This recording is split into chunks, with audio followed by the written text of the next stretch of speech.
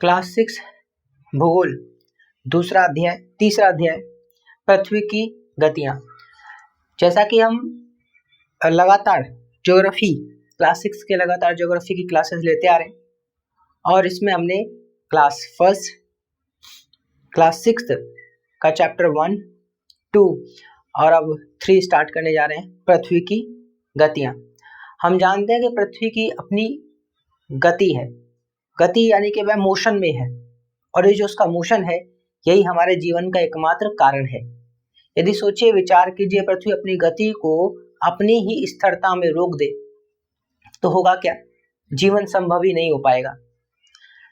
कहने को और भी प्लेनेट हैं, वो भी मोशन में है, तो क्या उन पे भी जीवन है? बिल्कुल नहीं, क्योंकि वहां पर कुछ उपलब्धताएं नहीं है जैसी धरती पर अवस्थिति बनी हुई है। जैसे कि यहाँ पर वायु है, यहाँ पर जल है, तो ऐसे हमारे और सोलर सिस्टम के प्लेनेट में वो उपलब्धता नहीं है। यहाँ पे वातावरण है जो इसके एटमॉस्फेयर को बांधे हुए है, जिस वजह से हमारा जीवन यहाँ पे संभव हो पाया। यहाँ पे ऑक्सीजन गैस है, यहाँ पे कार्बन है, तो इस तरीके से हमारा जीवन यहाँ संभव है। हाइड्रोजन और ऑक्सीजन से मिलकर के बनी एक अवस्था, रासायनिक प्रक्रिया, जिससे हमें जल की उपलब्धता हो पाती है, जो जीवन का आधार है। तो हम शुरुआत करेंगे यहाँ पे पृथ्वी की गति से। ये चैप्टर ज़्यादा बड़ा है नहीं, तो इसके मुख्य बिंदुओं पे ज़्यादा चर्चा कर लेंगे और मेन कॉन्टेक्स्ट को पूरा पढ़ेंगे। तो मैंने यहाँ पे कुछ नोट्स सुविधा के लिए लिख दिए हैं और ये अध्याय की शुरुआत करने के लिए पहले बिंदु मात्र है। आप देख सकते हैं कि घूर्णन, परिक्रमण, कक्षीय समतल और प्रदीप्ति के बारे में यहाँ पे लिखा है। तो एक एक करके देखते हैं। जैसा कि आप जानते हैं, पृथ्वी की गति 2 प्रकार की होती है, घूर्णन और परिक्रमण। घूर्णन या इसको परिक्रमण भी बोल देते हैं। पृथ्वी का अपने अक्ष पर घूमना घूर्णन कहलाता है। घूर्णन एवं परिक्रमण, पृथ्वी का अपने अक्ष पर घूमना घूर्णन कहलाता है। तो जब वो अपने ही एक्सिस पर कुछ इस तरह एक ही जगह पर घूमती रहती है तो उसे हम घूर्णन बोलते हैं। इससे दिन और रात होती है, और खाली दिन और रात ही नहीं होती, इस दिन और रात के चक्कर में सर्दी और गर्मी का भी खेल जुड़ा है। समझेंगे इसको कैसे? सूर्य के चारों ओर एक स्थिर कक्ष में पृथ्वी की गति को परिक्रमण कहते हैं। परिक्रमण क्या है? घूर्णन तो हो गया अपने ही अक्ष पर घूमना। परिक्रमण सूर्य के चारों ओर एक स्थिर कक्ष में पृथ्वी की गति को परिक्रमण कहते हैं। तो पृथ्वी जब अपनी गति घूर्णन के साथ अब सूर्य के अक्ष में करता है तो उसे हम परिक्रमण कहते हैं। तो परिक्रमा लगाता है। पृथ्वी का अक्ष एक काल्पनिक रेखा है। पृथ्वी का जो हमने अक्ष बोला वो एक काल्पनिक रेखाओं से बना है। इसको हम इससे पहले के अध्याय में बहुत अच्छे से पढ़ के आ चुके हैं, क्या काल्पनिक रेखाएं होती हैं। अब जो इसके कक्षीय सतह से 66.5 डिग्री का कोण बनाती है, तो जो इसका कक्षीय सतह है, सतह यानी कि जहाँ पे इक्वेटर लाइन बनेगी, वहां से ये 66.5 डिग्री का कोण बनाती है और अपने अक्ष से वह 23.5 डिग्री झुकी हुई है। वह समतल जो कक्ष के द्वारा बनाया जाता है उसे कक्षीय समतल कहते हैं। तो जैसा कि यहाँ लिखा है कक्षीय समतल। पढ़ते हैं, पृथ्वी का अक्ष एक काल्पनिक रेखा है जो इसके कक्षीय सतह से 66.5 डिग्री का कोण बनाती है। वह समतल जो कक्ष के द्वारा बनाया जाता है उसे कक्षीय समतल कहते हैं। पृथ्वी सूर्य से प्रकाश प्राप्त करती है, तो सभी जानते हैं क्या ये अनुभव की बात है। जानने और अनुभव में अंतर होता है, तो इसलिए जानने वाली विचार तो बाद में आएगा, पहले तो यह अनुभव का विषय है। पृथ्वी सूर्य से प्रकाश प्राप्त करती है। पृथ्वी का आकार गोले के समान है, इसलिए इस एक समय में सिर्फ इसके आधे भाग पर ही सूर्य की रोशनी प्राप्त होती है। तो सूरज, क्योंकि धरती अपने ही अक्ष पर घूमती भी रहती है, तो इसी से दिन और रात भी होते हैं। लेकिन यदि वह अक्ष पर रुकी जाएगी तो एक ही साइड पे सिर्फ और सिर्फ दिन होगा और दूसरी साइड पे सिर्फ और सिर्फ रात होगी। एक साइड पे दिन लगातार बने रहने से गर्मी बढ़ती जाएगी और एक जगह पर दिन न रहने से, रात के रहने से हमेशा वहां ठंड बढ़ती जाएगी। तो इस वजह से वह धरती जीवन जीने योग्य नहीं रह जाएगी। तो अपने ही अक्ष पर घूमते रहने की वजह से यह गर्मी और सर्दी का एक सामान्य एक वर्गीकरण हो जाता है, जिससे कि समतल चीजें बनती हैं और एक जीवन जीने योग्य अवस्था तैयार हो जाती है। धरती की यही खूबी है।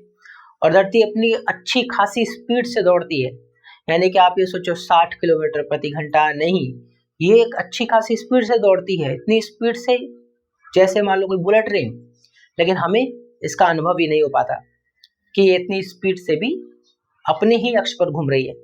और अगर हम देखें तो स्वाभाविक है कि धरती पर हमें लगता है कि हम सीधे खड़े हैं, लेकिन वास्तविकता में हम जब मैप देखते हैं तो इंडिया मैप में ऊपर नहीं आता, पोल की तरफ तो नहीं आता, वो सीधे जो इक्वेटर लाइन है उससे नॉर्थ में आता है, थोड़ा सा ऊपर, पूरा ही पोल पे नहीं आता, थोड़ा सा ऊपर आता है। अब आप सोचिए धरती की अवस्था ऐसी है एकदम स्ट्रेट खड़ी, तो हम लोग इस पर कैसे खड़े होंगे, है ना।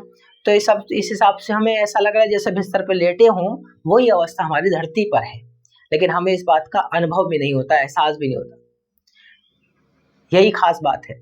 यानी अंतरिक्ष में कोई भी चीज ना सीधी है ना उल्टी है, वहां पे किसी भी प्रकार की कोई परिभाषा नहीं आ सकती। सीधा उल्टा हम धरती पर जब तक है तब तक ऐसा अनुभव करते हैं कि ये चीज सीधी रखी है, ये चीज उल्टी रखी है, या ये चीज दौड़ रही है, या ये चीज रुकी हुई है। और देखा जाए तो कोई भी चीज रुकी हुई अवस्था में है ही नहीं, हर चीज मोशन कर रही है। अगर हम भी एक जगह पे रुके हैं तो हम ये मान के चलें कि ब्रॉड एस्पेक्ट में अंतरिक्ष पर विचार करते हुए इस चीज को समझे तो हम भी स्थिर नहीं हैं, हम भी मोशन में हैं। वैसे दिखने में भौतिक रूप से हम दिखते हैं तो लगता है हम मोशन नहीं कर रहे हैं इस वक्त, लेकिन वह सच्चाई ये है कि धरती के साथ साथ हम भी लगातार इस सूर्य के लगातार हम भी चक्कर लगा रहे हैं, परिक्रमण कर रहे हैं, और जिसका परिणाम हम दिन और रात के रूप में देख पा रहे हैं, यानी समय काल। तो जब ब्रह्मांड बना तो उसमें दो चीजें बनी, स्पेस और समय। स्पेस और समय, तो ये दोनों चीजों से हमने पाया कि जैसे कि दूरी है, ये अगर कैमरा है और मैं हूं तो हमारे बीच एक दूरी है, ये है स्पेस। और इसी के साथ साथ इसी में एक चीज क्रिएट हो रही है स्पेस के साथ साथ, टाइम। यानी जो चीज दूरी गई है तो किसी न किसी समय अंतराल में दूरी बनी होगी। यदि समय एग्जिस्ट नहीं करता होता तो ये दूरी भी एग्जिस्ट नहीं करती।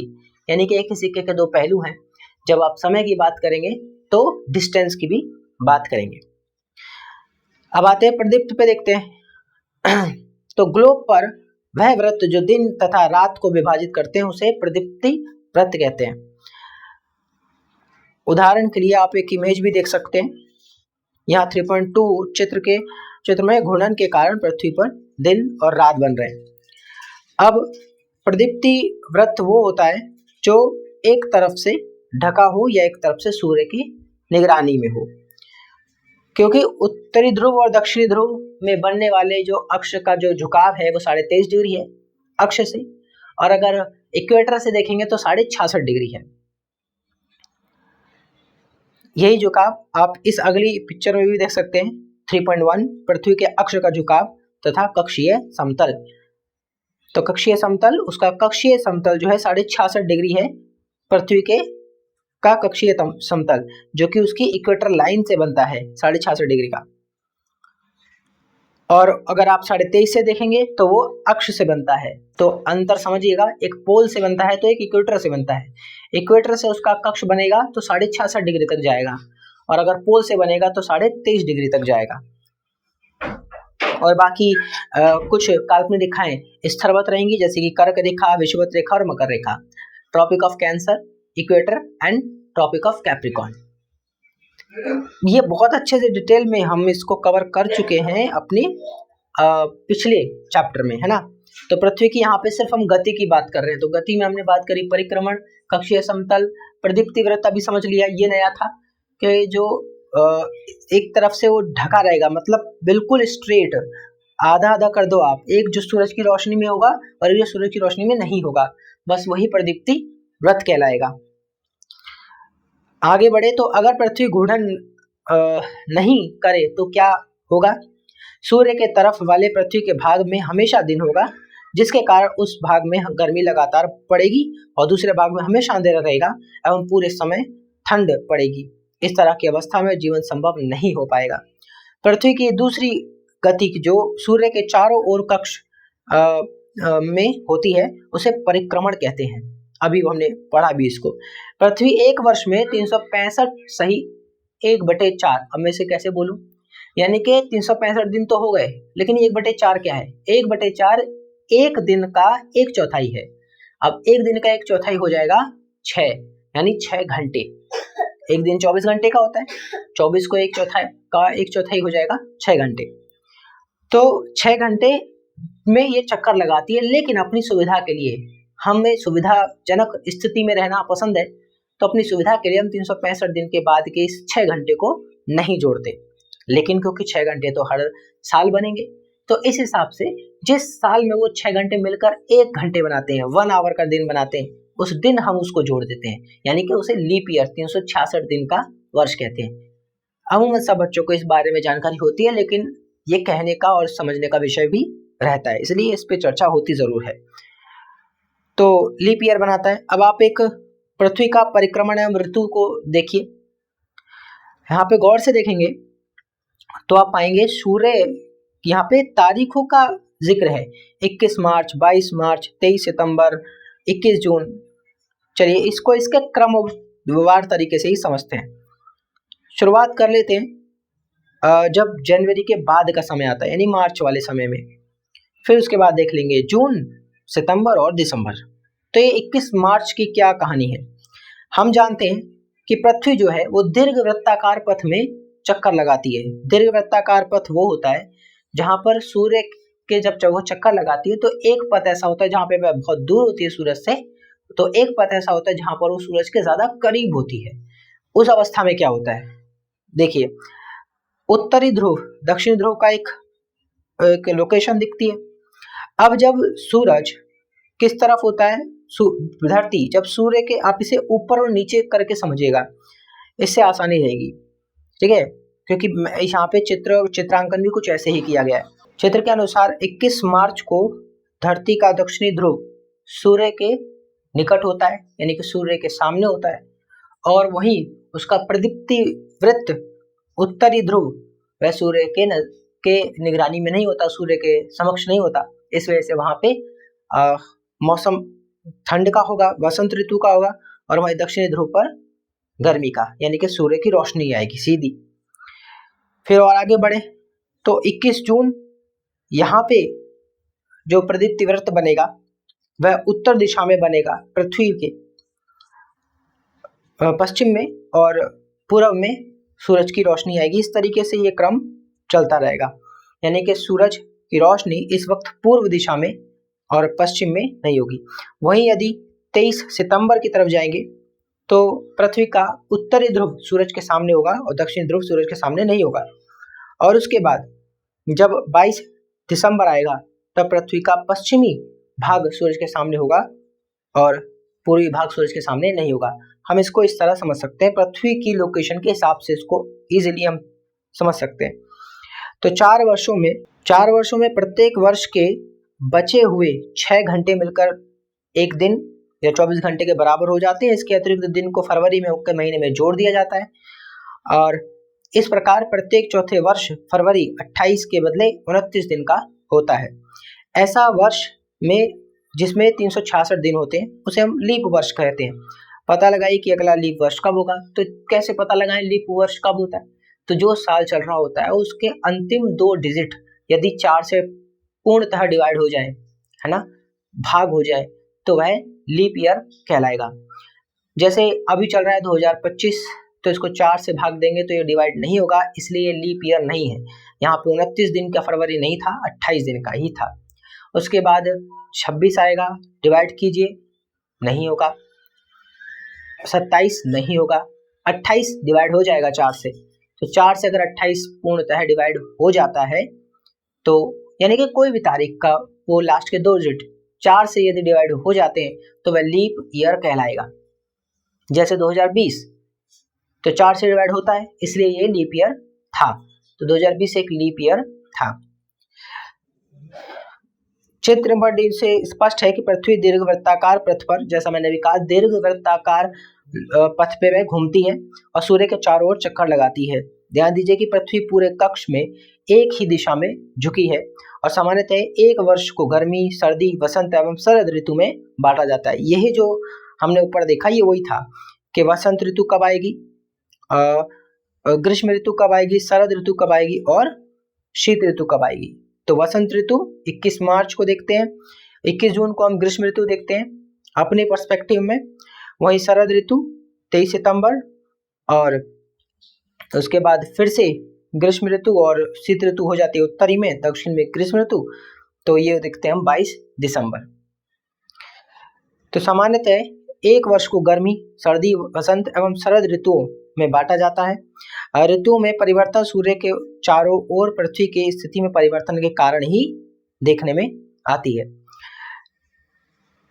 अब इसमें देखने वाली बात यह कि 21 जून को उत्तरी गोलार्ध सूर्य की तरफ झुका होता है। उत्तरी गोलार्ध, सूर्य की किरणें कर्क रेखा पर सीधी पड़ती हैं और हम कर्क रेखा के हमारे से होकर गुजरती है कर्क रेखा, ट्रॉपिक ऑफ कैंसर। तो ध्रुवों के पास वाले क्षेत्रों में कम उष्मा प्राप्त होती है क्योंकि वहां सूर्य की किरणें तिरछी पड़ती हैं ध्रुव पर। उत्तरी ध्रुव सूर्य की तरफ झुका होता है तथा उत्तरी ध्रुव रेखा के बाद वाले भागों पर लगभग 6 महीने तक लगातार दिन रहता है। जैसे नॉर्वे एक देश है, यहाँ पे 6 महीने दिन और 6 महीने रात रहती है। कारण सीधा सा है कि एक पक्ष इसका, जैसे उत्तरी ध्रुव लगातार अब 6 महीने तक सूर्य की निगरानी में रहेगा, इसलिए वहां पे 6 महीने दिन रहेंगे और जब वह अपनी अवस्था को चेंज कर लेगा, बदल लेगा, तो अब दक्षिण ध्रुव सूर्य की निगरानी में आ जाएगा 6 महीने तक। तो इस हिसाब से उत्तरी ध्रुव में 6 महीने तक रात रहेगी, तो 6 महीने दिन और 6 महीने रात। अब अनुभव कीजिए, यदि हमारे यहाँ तो दिन और रात लगातार होते रहते हैं तो हमें अनुभव है दिन में काम, रात में सोना, लेकिन नॉर्वे में जहाँ 6 महीने दिन रहेगा और 6 महीने रात रहेगी, कि 6 महीने तक तो आदत रह गई जगने की, तो 6 महीने आदत रह जाएगी सोने की, यानी कि अनुभव ही नहीं हो पाएगा काम करने का निश्चित समय क्या हो या सोने का निश्चित समय, क्योंकि हमारा ह्यूमन साइकोलॉजिकल जो बॉडी है वो इस तरीके से डिजाइन है कि जब रात होती है तब ये स्वयं ही अपने आप से ही एक मैसेज देने लगती है, यानी कि बॉडी क्लॉक सिस्टम जो डिसाइड कर लेता है कि अब रात हो गई है तो समय सोने का है। लेकिन वहाँ जब रात ही 6 महीने तक रहेगी तो कब उठना कब सोना ये उनके लिए दोपहर जैसा नहीं होता होगा।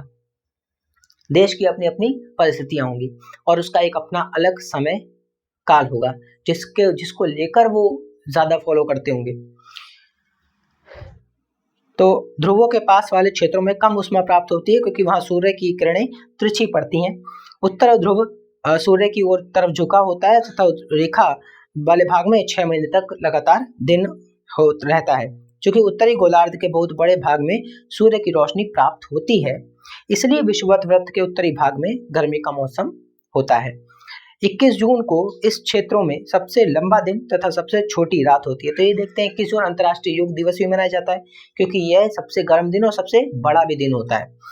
पृथ्वी की इस अवस्था को उत्तर अयनांत कहते हैं। तो उत्तर अयनांत 22 दिसंबर को दक्षिणी ध्रुव के सूर्य की ओर झुके होने के कारण मकर रेखा पर सूर्य की किरणें सीधी पड़ती हैं और चूंकि सूर्य की किरणें मकर रेखा पर लंबवत पड़ती हैं, इसलिए दक्षिणी गोलार्ध के बहुत बड़े भाग में प्रकाश प्राप्त होता है और इसलिए दक्षिणी गोलार्ध में लंबे दिन तक तथा छोटी रातें वाली ग्रीष्म ऋतु होती है। तो ये देखते हैं ग्रीष्म ऋतु रातें छोटी होती है, दिन लंबे हो जाते हैं। इसके ठीक विपरीत स्थिति उत्तरी गोलार्ध में होती है। पृथ्वी की इस अवस्था को दक्षिण अयनांत कहा जाता है। तो उत्तर अयनांत 21 जून को और आप देखेंगे 22 दिसंबर के आसपास दक्षिणी अयनांत बनेगा।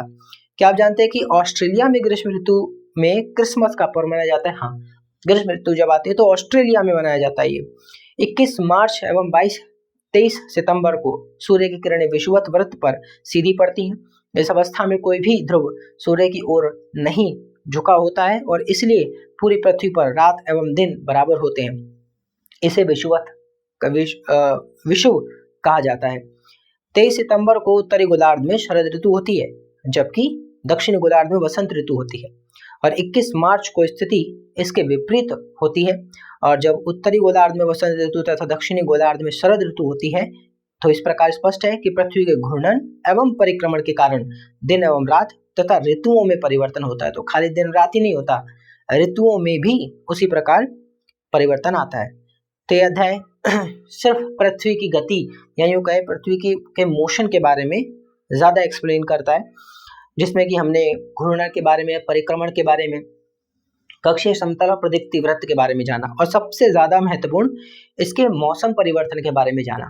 कब शरद ऋतु, कब वसंत ऋतु, कब ग्रीष्म, ठीक है, कब शीत ऋतु ऐसी बनती है, उनके बारे में अच्छे से पढ़ा। और ये भी जाना कि कैसे ये 365 दिन के साथ साथ 6 घंटे का दिन भी, 6 घंटे यानी दिन के 6 घंटे भी कवर करती है, तब जाके वह 4 साल में एक लीप ईयर बना लेती है। यानी कि एक चौथाई दिन का, एक चौथाई भाग हर साल उसका जुड़ता है, जो कि हम जोड़ते नहीं है अपनी सुविधा के लिए कि 365 दिन तक ही रहे, लेकिन एक साल ऐसा रखते हैं जिसमें कि 366 दिन किया जाता है। वो करना पड़ेगा क्योंकि वो हर 6 घंटे भी कवर हो रहे हैं। अगर उन्हें इग्नोर किया जाए तो वो दिन और हो सकता है महीने बन जाएं और हम शायद उस महीनों से पीछे हो जाएं या उन दिनों से पीछे हो जाएं। तो ऐसा नहीं हो, इसलिए हमने लीप ईयर का कॉन्सेप्ट भी रखा। तो यहाँ पे पृथ्वी की घूर्णन की गति, ये चैप्टर इतना बड़ा था नहीं, तो इसलिए इसी एक वीडियो में इसको कवर करना आसान हो गया, सुविधाजनक हो गया।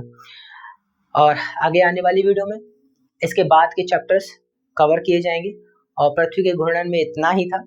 और इस ज्योग्राफी की सीरीज को भी, जैसे हिस्ट्री की सीरीज को कंटिन्यू किया जा रहा है, वैसे इसको भी कंटिन्यू रखेंगे। और इसके हम महत्वपूर्ण जो नोट्स हो सकते हैं, जो महत्वपूर्ण प्रश्न उत्तरी हो सकती हैं या एमसीक्यू हो सकते हैं, उनको भी आगे चलकर कवर किया जाएगा। तब तक के लिए good bye and take care.